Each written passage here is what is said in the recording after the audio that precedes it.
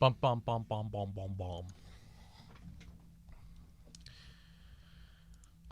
Hey, what's up, guys? This is Central, and we're doing the last request of the night, which is gonna be our story, the Thomas Newson remix.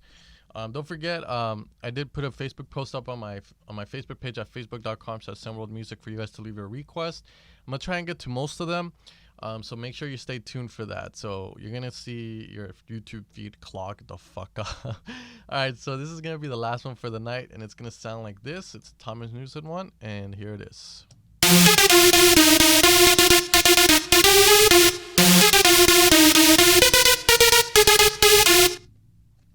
There we have it, guys.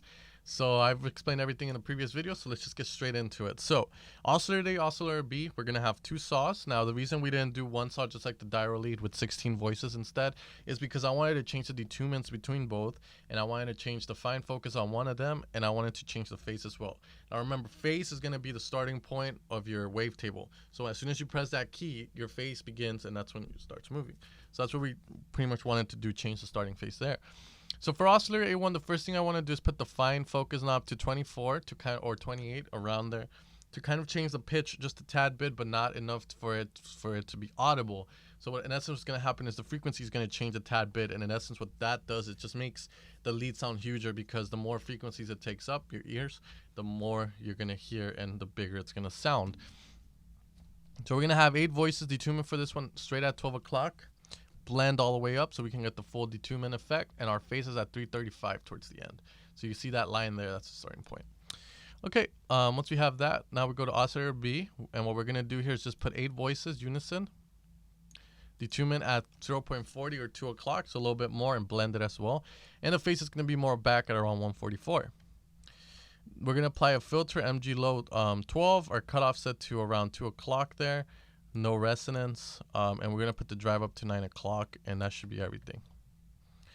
In envelope 2, we're gonna have our sustain all the way down and a little bit of decay, so it happens really fast. And we're gonna route this to the filter here, and what that's gonna do is it's gonna open up the filter, and in essence it's gonna give us a type of sound. And in essence, when you hear stuff like that, it makes your brain think, okay, this lead sounds bigger just because of that little thing. Now here's a funny story that you guys might be able to relate to. A lot of car dealerships started noticing that people thought the louder the doors close, you know, when a car closes its doors, you hear that dun.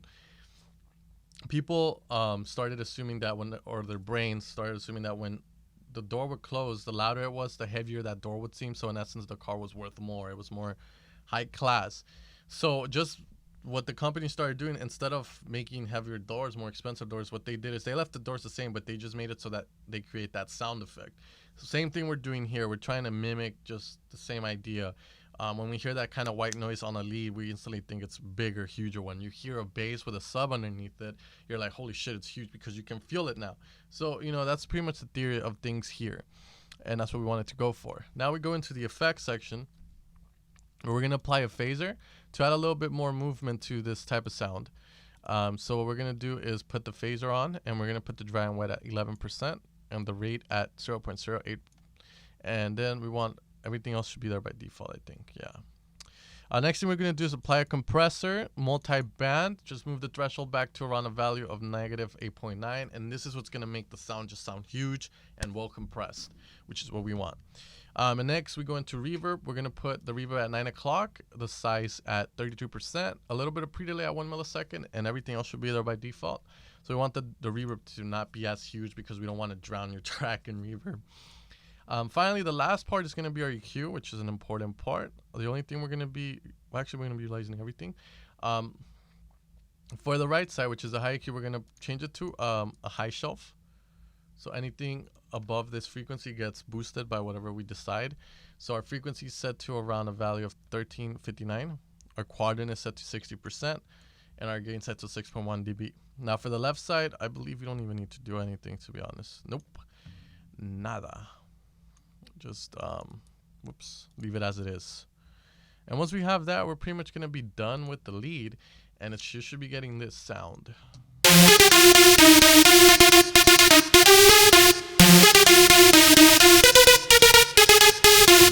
Alright guys, so that's going to be the end of this for me tonight. I am pretty tired. It took me a while to make these, and they were fun to make. So keep sending those requests if you guys want. Don't forget to support my Spire Soundbank that just came out on Producer Loops. We are trying to get #1 with that bank. Hopefully we can do it, and I'll see you guys tomorrow probably, or next time.